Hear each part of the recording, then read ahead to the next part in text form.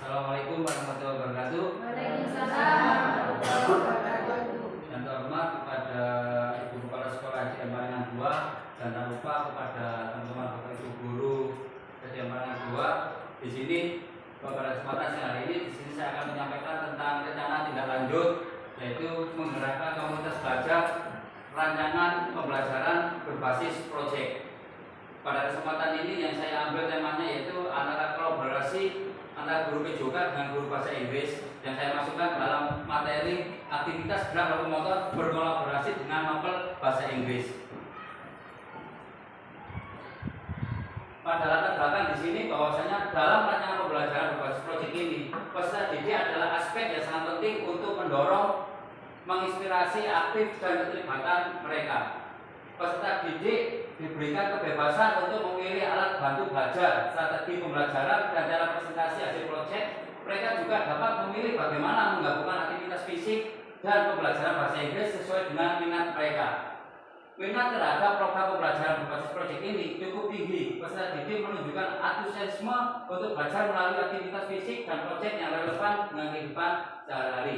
Jadi pada latar belakang kesempatan siang hari ini, pada seminar ini saya sampaikan bahwasanya di sini saya berkolaborasi dengan guru bahasa Inggris akan mencoba menerapkan proses pembelajaran yang berbasis proyek. Dari proyeknya nanti yaitu suatu aktivitas dan penghafalan pada kosakata bahasa Inggris.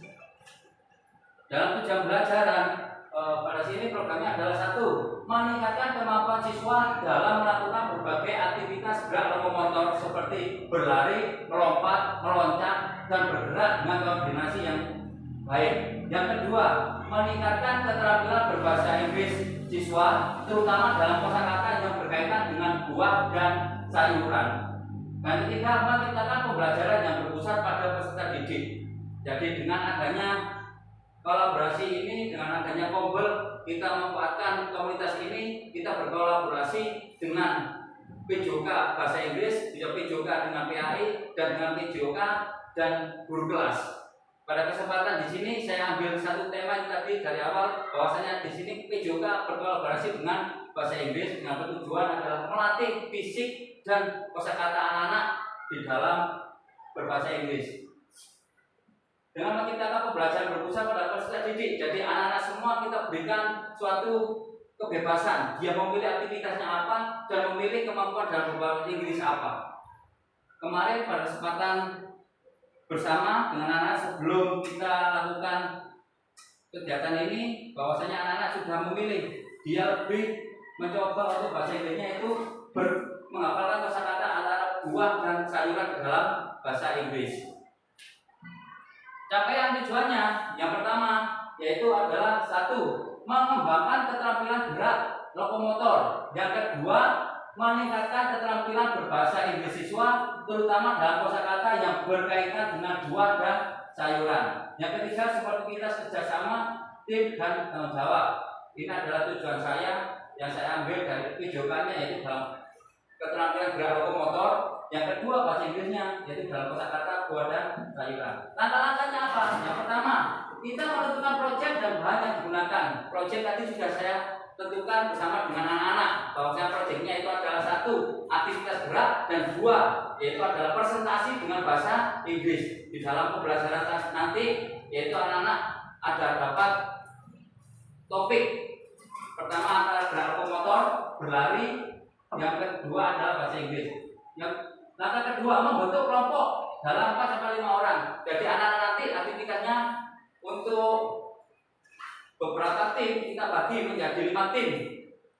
Nah, setiap tim nanti aktivitasnya dari ujung timur lapangan ke ujung barat. Sebelum dia itu mengambil kosakata bahasa Inggris, itu harus ada aktivitas lebih dahulu. Entah berlari, entah lompat, entah itu loncat, entah itu berjalan yang ada hubungannya dengan gerak lokomotor. Pada saat di ujung barat, baru nanti kita siapkan kosakata di suatu tempat macam-macam nama buah.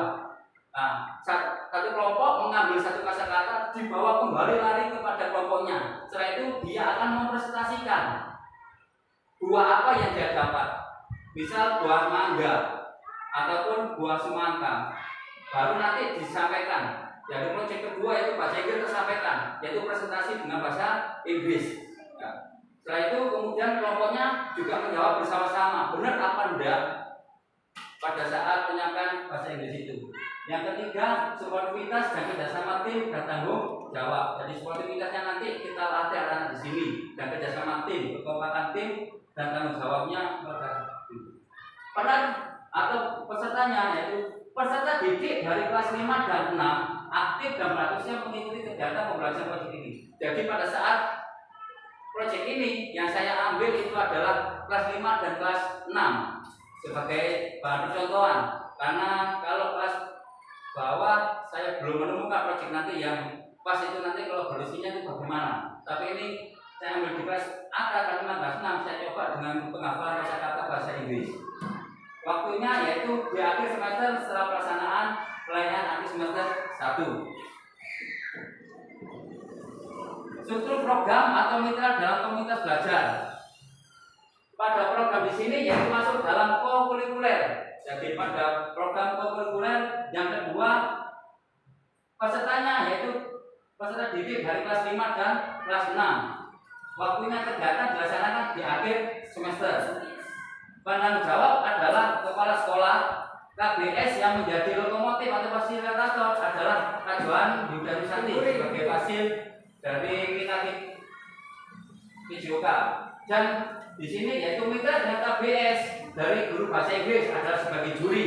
Jadi nanti di dalam lapangan kolaborasinya saya yang mengawasi gerak lokomotornya guru bahasa Inggris yang sebagai juri menilai dari presentasinya anak dalam berbahasa Inggris. Mitra dengan guru PAI sebagai publikasi kegiatan. Jadi nanti juga saya mintakan bantuan dari guru PAI yang sebagai membantu berjalannya publikasi atau dokumentasi kegiatan aktivitas gerak ini. Pernyataan tentang kapasitas yang dimiliki. Sekolah memiliki kepala sekolah, guru, dan tenaga pendidikan yang profesional sesuai dengan kualifikasi akademiknya sejumlah total 10 orang. Sekolah memiliki lapangan olahraga yang cukup luas, bisa digunakan untuk tempat bermain. Sekolah memiliki jaringan internet yang bisa digunakan untuk publikasi kegiatan. Jadi kegiatan ini nanti tidak cukup dipublikasikan secara foto saja, bisa juga kita hasil seminar ini bisa kita upload ke dalam program PNM ataupun dalam publikasi entah itu IG, TikTok ataupun mesej-mesej yang lainnya yang berhubungan dengan SDN Pandangan 2 ini. Dan ini juga sebagai bukti nyata kita bahwasanya tombol yang ada di SDN Pandangan 2 ini sudah berjalan dengan sangat baik.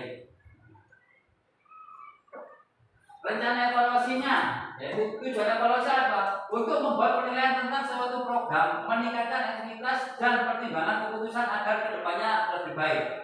Evaluasi dilakukan dengan testimoni dan refleksi murid setelah melakukan kegiatan program pembelajaran berbasis proyek melalui kegiatan nomor balik secara tertulis.